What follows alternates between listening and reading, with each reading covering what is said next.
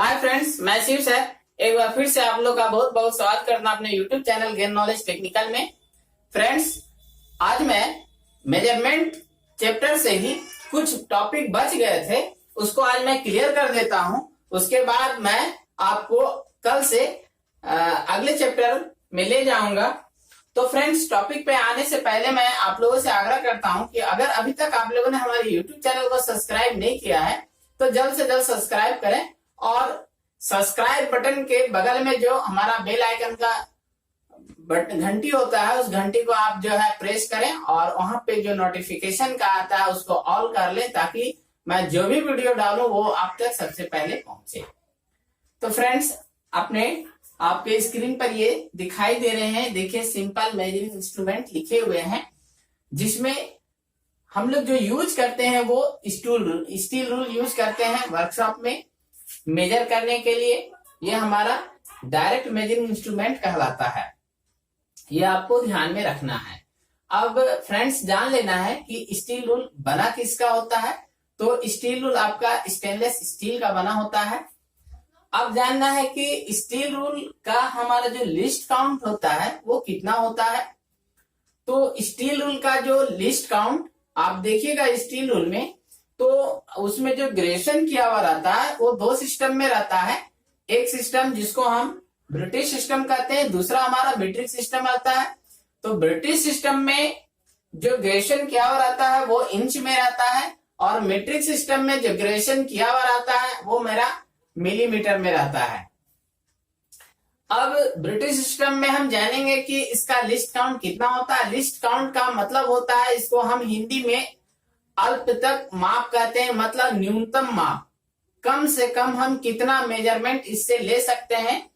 तो देखिए British system में हम 1/64 इंच तक का मेजरमेंट ले सकते हैं, वही इसका लिस्ट काउंट कहलाता है। दूसरा है आपका मीट्रिक सिस्टम में, तो मीट्रिक सिस्टम में 0.5 mm या हाफ mm कह सकते हैं, इसका लिस्ट काउंट कहलाता है। अब फ्रेंड्स, जानते हैं कि स्टील रूल होते कितने प्रकार के हैं। तो आपके स्क्रीन पर देखिए, यहाँ पे मैं पढ़ देता हूं। स्टील रूल, फिर हमारा आता है स्टैंडर्ड स्टील रूल, उसके बाद फ्लेक्सिबल स्टील रूल, फिर narrow steel rule, hook rule, key seat rule, short rule, steel tape rule, steel tape, आपका folding steel rule, shrink rule, scale, scale. तो इतने तरह के आपके जो है स्टील रूल मार्केट में उपलब्ध होते हैं। अब जानते हैं कि मार्केट में जो स्टील रूल उपलब्ध होते हैं वो कितने साइज में आते हैं।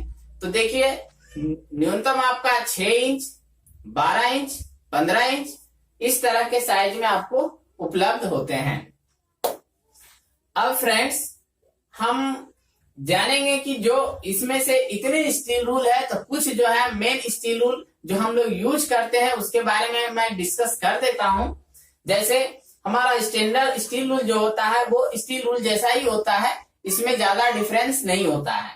लेकिन जैसे हमारा नैरो स्टील रूल, नैरो का मतलब ही होता है संकरा। ये स्टील रूल मतलब इसकी जो चौड़ाई होती है वो ये स्टील रूल की अपेक्षा थोड़ी कम रखी जाती है। इसमें इसकी चौड़ाई हाफ इंच रखी जाती है, मतलब हाफ इंच इसकी जो है चौड़ाई रखी जाती है। उसके बाद इसका उपयोग हम लोग नैरो स्पेस में करते हैं, जैसे ग्रुप्स हो गया उसका मेजरमेंट लेने के लिए हो गया, शॉर्ट हो गया उसका मेजरमेंट लेने के लिए हम इसका उपयोग करते हैं। इसी तरह से आप जानते हैं जैसे स्टील टेप, आप लोग स्टील टेप देखे होंगे। ये क्या होता है कि आप इसको, ये पतली जो है ब्लेड होती है उसमें बनी होती है, उस पर मेजरमेंट लिखा होता है और हम लोग जब इसको जैसे चाहे फोल्ड करके पॉकेट में भी लेकर के हम लोग चल सकते हैं। ये अलग अलग साइज के आते हैं, जैसे 0 से 25 mm, इस तरह से 0 से आपको 5 मीटर तक का आता है, फिर 5 से 10 मीटर, इस तरह से करके अलग अलग साइज में आपको उपलब्ध होते हैं। इसी तरह फिर इसमें से डालेंगे जैसे श्रिंक रूल। श्रिंक रूल आपका ये इंपॉर्टेंट है। श्रिंक का मतलब ही होता है संकुचन। इस रूल का उपयोग हम लोग करते हैं आपका मोल्ड बनाते समय। मोल्ड का मतलब सांचा होता है, जैसे कोई डाई बनाते हैं तो क्या होता है कि जो हमारा रियल साइज होना चाहिए इस साइज से थोड़ा 1-2 mm ज्यादा इस श्रिंक रूल के माध्यम से हम लोग मेजरमेंट लेते हैं, ताकि जो मेरा जॉब बने वो श्रिंक होकर के भी ठंडा होने के बाद मान लीजिए उसमें जो संकुचन आता है वो अपने रियल साइज में ही आ जाए। अब फ्रेंड्स एक स्केल होता है, स्केल जो हम लोग यूज करते हैं जैसे 10th क्लास से नीचे में, तो स्केल का मतलब ही होता है हमारा पैमाना। स्केल का मतलब होता है पैमाना। ये क्या होता है कि ये स्टैंडर्ड नहीं होता है, ठीक है। अब जानते हैं दूसरा हमारा कैलिपर्स। देखिए कैलिपर्स क्या होता है। कैलिपर्स हमारा जो है इनडायरेक्ट मेजरिंग इंस्ट्रूमेंट है।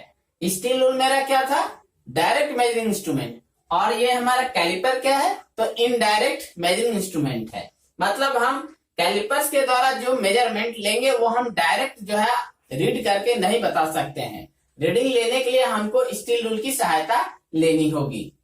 अब कैलिपर्स आते कितने प्रकार के हैं, तो देखिए कैलिपर्स आपका 2 प्रकार का होता है, एक इनसाइड कैलिपर और दूसरा आउटसाइड कैलिपर। और तीसरा जो हम लोग यूज करते हैं जैसे जेनी कैलिपर, ये सब। अब है एक होता है हमारा डिवाइडर, वो भी है। तो कैलिपर्स जनरली आपका 2। अब है कि अकॉर्डिंग टू शेप, मतलब आकृति के आधार पर जब आप देखिएगा तो कैलिपर्स 2 प्रकार का है। एक इनसाइड, मतलब एक का लेग जो देखिएगा अंदर की ओर मुड़ा रहता है और दूसरे का बाहर की ओर रहता है। अब जॉइंट के आधार पर देखिएगा तो कैलिपर्स 2 प्रकार के होते हैं। एक हमारा पाइवोट या रिवेटेड जॉइंट उसको कहते हैं, वो कैलिपर हो गया, और दूसरा हमारा होता है स्प्रिंग जॉइंट कैलिपर। तो 2 प्रकार का कैलिपर आपको उपलब्ध होता है। अब कैलिपर्स किस जो है मेटल का बना होता है ये जान लीजिए। कैलिपर जो बनाया जाता है वो जनरली हाई कार्बन स्टील का बनाया जाता है।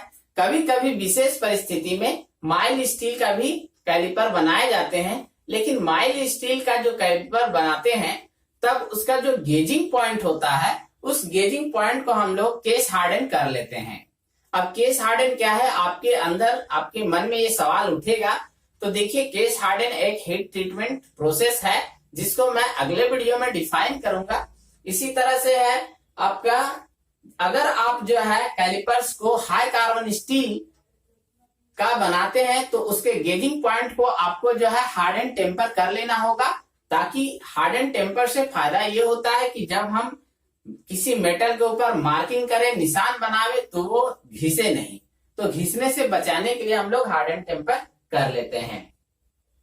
अब फ्रेंड्स आपके नीचे जो है हो सकता है कि दिखाई ना दे रहे हो आपके स्क्रीन पर, जो वो है ट्राई स्क्वायर। तो ट्राई स्क्वायर आपका एक चेकिंग टूल है। इसके माध्यम से हम लोग जो है आपको किसी जॉब का राइट एंगल चेक करते हैं, मतलब समकोण 90 डिग्री में हम चेक करते हैं। दूसरा इसका काम होता है फ्लैटनेस चेक करने के लिए, जो सरफेस जैसे जॉब का जो सरफेस है वो मेरा फ्लैट है कि नहीं, इसको चेक करने के लिए हम लोग ट्राई स्क्वायर का उपयोग करते हैं। अब फ्रेंड्स जानते हैं कि ट्राई स्क्वायर के पार्ट्स, मतलब ट्राई स्क्वायर जो बना होता है वो कैसा होता है। आपकी स्क्रीन पर तो खैर नीचे बना हुआ जो आपको दिखाई नहीं दे रहा, मैं यहाँ पे बना देता हूं। तो ये हमारा जो है इस तरह से मेरा ये आपका ट्राई स्क्वायर रहता है। इसको मैं ब्लेड कहता हूं, ऊपर वाला जो ब्लेड है, और इसको स्टॉक के नाम से जानते हैं। ये ब्लेड और स्टॉक हमारा 2 अलग अलग मेटल का बना होता है। जो मेरा ब्लेड बना होता है वो आपका हाई कार्बन स्टील का बना होता है, और जो मेरा स्टॉक बना रहता है वो मेरा जो है कास्ट स्टील का बना होता है।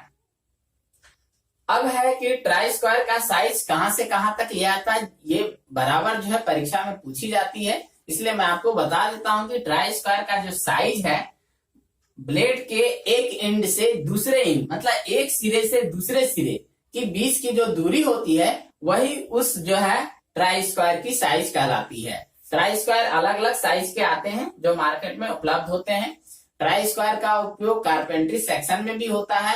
उन लोग के पास भी जो है एल टाइप का जो है ट्राई स्क्वायर होता है, वो लोग यूज करते हैं। तो फ्रेंड्स मैंने आज आपको सिंपल मेजरिंग इंस्ट्रूमेंट के बारे में बताया, और आज ये चैप्टर समाप्त होता है। कल मैं अगला चैप्टर नेक्स्ट चैप्टर लेकर के आऊंगा। तो आज के लिए फ्रेंड्स इतना ही, और आपके जो है कमेंट्स का मुझे इंतजार रहेगा। ये वीडियो आपको कैसा लगा आप कमेंट्स करके भी हमको बता सकते हैं।